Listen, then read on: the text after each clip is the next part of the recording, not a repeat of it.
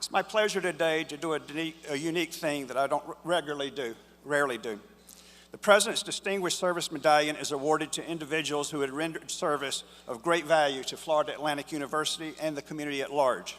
It was established in 1991. The first Distinguished Service Medallion was awarded to FAU benefactor Charles Schmidt in appreciation for his transformative gifts to the university. Many of you have noticed the Schmidt name all over this campus. Few people are more worthy of this recognition than the woman I'm now having the pleasure of introducing. Carly Asher Yoost is the CEO and co-founder of Child Rescue Coalition, a nonprofit organization that builds technology to help law enforcement track, arrest, and prosecute child predators. Headquartered in Boca Raton, the Child Rescue Coalition was a part of Tech Runway. That's where we have our startup companies, Venture Capital Class 3 in 2015. Since then, the coalition and Carly have been making headlines and attracting high-profile friends to their cause, including actresses Blake Lively and Ashley Judd. In 2016, Carly received the President's Lifetime Achievement Award for her commitment to building a stronger nation through volunteer service. She also was named the L'Oreal Paris Woman of Worth National Honoree that year. Carly recently was ranked number 6 on InStyle magazine, forgive the language, but 50 Badass Women list for 2019. And a few weeks ago, she was featured on the Dr. Oz show giving tips for online safety. Carly holds a Bachelor of Arts degree in psychology from FAU. Prior to co-founding the Child Coalition, she served as the CEO of TLO LLC, a technology company that specialized in investigative and child protection tools. To date, Child Rescue Coalition technology has prevented the abuse of more than 500,000 children worldwide.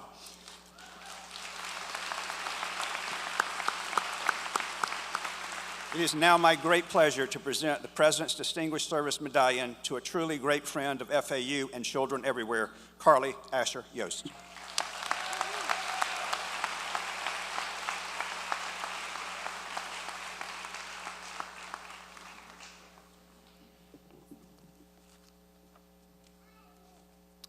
Thank you, Dr. Kelly, and all of you graduates. It's just amazing to hear your stories and see your faces, and to all your family out there supporting you on this awesome day. I am so honored to receive Dr. Kelly's service medallion. Sitting in this same seat that you are as an FAU graduate, I never imagined I would do something to be awarded such an honorable award years later. But a lot of who I am can be tracked back to what I learned here at FAU. So there's a quote that helps me do the work that I do, and it's one that I like a lot. The quote is, "A person never stands as tall as when they kneel down to help a child."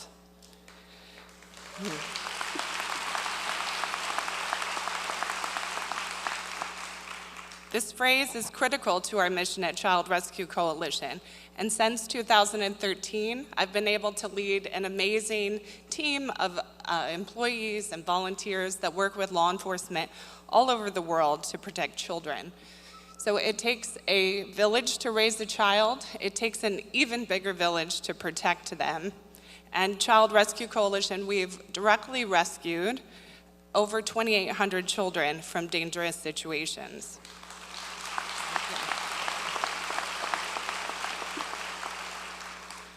Tony Kerwin said, "Robbing a child of their destiny is like stealing history before it's written." These children need us fighting for them.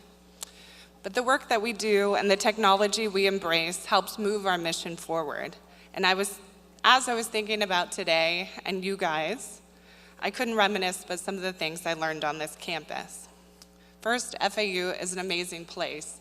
And the growth here since I graduated in 2008 has just been incredible. All the new buildings and new colleges and the stadium. We've actually taken our kids to 2 football games this year. And not only since graduating did I just leave FAU, I've stayed connected. So President Kelly mentioned that we were an FAU Tech Runway graduate, which opened the doors to us at our organization when we first got started. But like this campus has grown in so many ways, so have I since that graduating day. At FAU, some of my favorite classes were psychology classes and trying to figure out what makes people tick and how they think. Some of my favorite classes were psychology and sociology and criminal behavior studies. And all of that goes into the work that I do. But understanding how people think and what motivates them and what makes them tick is a great skill to have. But sometimes what motivates people is not always good, and it was a lesson I learned actually in 2013 when my father passed away. So my father, Hank Asher, was a serial entrepreneur in the South Florida area and created a lot of amazing technology companies that tracked the way human behavior thinks, but most importantly, he realized that you could use technology for good.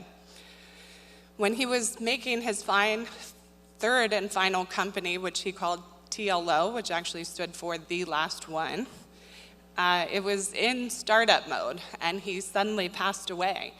My sister and I had no plans of who would lead the company or what would happen, but we were faced with a wonderful company that was just about to launch, but it was losing $3 million a month, and we had $3 million in the bank. So very scary numbers to think about and kept us up late at night, not knowing what the right decision was to make. As I began understanding all the moving parts that go into the startup, I realized that the stress of the venture is what really, I think, took a toll on my father. He was only 61 years old when he passed away. So advisors told us to shut the doors down. Industry veterans and friends came out of the woodworks because they saw value there. And they swarmed, and like vultures, they hovered and circled and game planned on how they could use a moment of financial vulnerability for their own gain. And frankly, it was disgusting. These billionaires didn't care about my dad or the legacy he built or the work he was pioneering. They saw dollar signs, and thankfully my sister and I saw something else. We saw a chance to come together to stabilize what my father had worked so hard for and ultimately died for. So in this fight for what was right, we knew we had to do it. We knew it was worth fighting for. Side by side with my sister, the employees were cheering us on, and real friends that we had to lean on.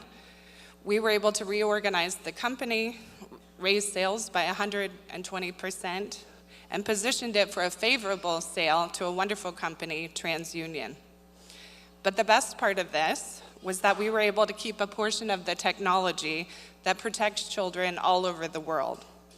And that's when we founded the nonprofit Child Rescue Coalition. And we're now being used in 96 countries around the world. Thank you.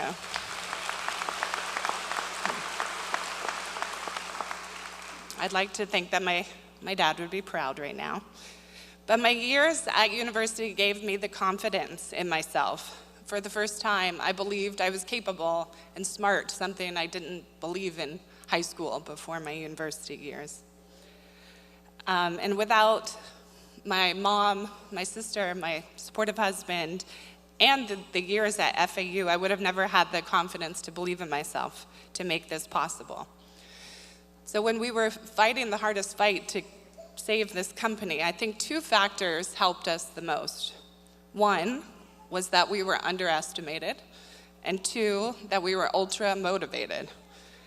So underestimated, I believe when you're in a competitive situation, being underestimated can be a good thing.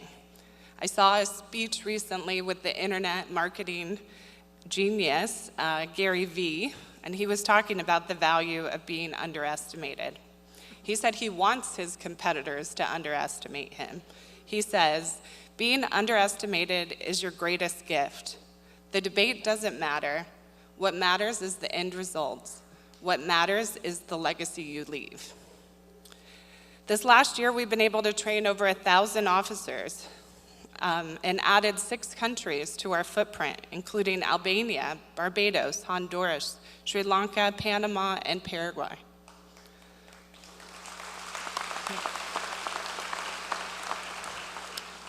These stats represent 2 core values that I hold dear, being a mother and also the CEO. These words are progress and impact. But you don't need to be at a for-profit company making millions of dollars or have a big organization to make an impact. What you need to do is start with an individual. And a great start is just remembering someone's name. It might sound simple, but it happens to me trying to work on it. But you know when you meet someone and 3 minutes later, poof, it's gone? Really, the most important connection you can meet with someone is just remembering the person's name.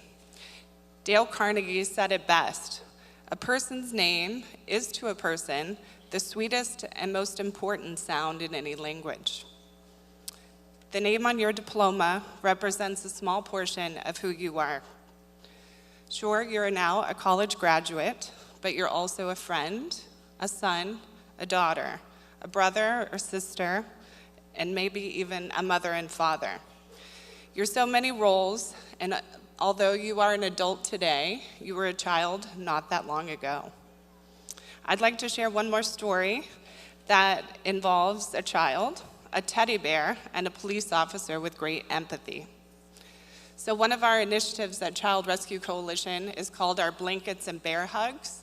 So it's a chance where the community can get involved, and they put together kits for law enforcement. So they actually make blankets by cutting and tying, put it together with a teddy bear and a coloring book. And it is given to our law enforcement partners to put in the trunk of their car so that when a child is rescued from the scene of a crime, that they have something comforting to give to that child.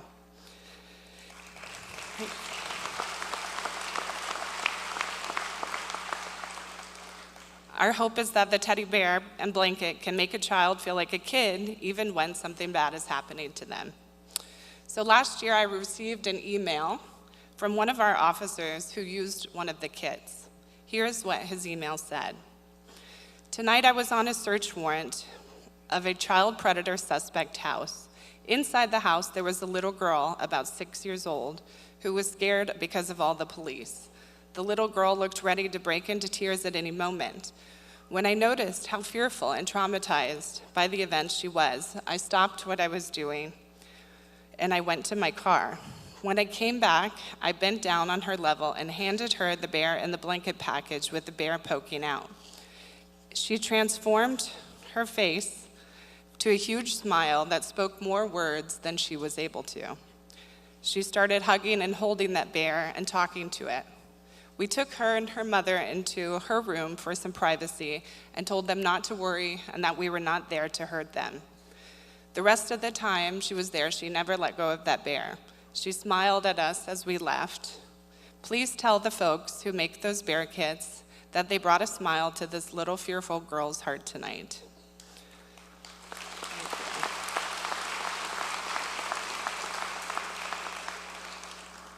A teddy bear and a blanket and 2 small things can make a huge difference to this little girl.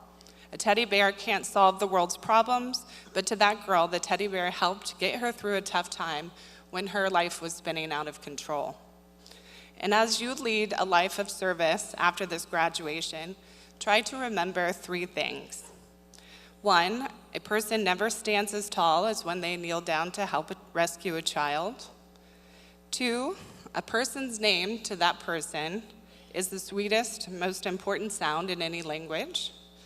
And 3, when thinking of others and what they're going through, be patient, be thoughtful, and if you can, be a big teddy bear. Congratulations to all of you, and thank you for having me here today.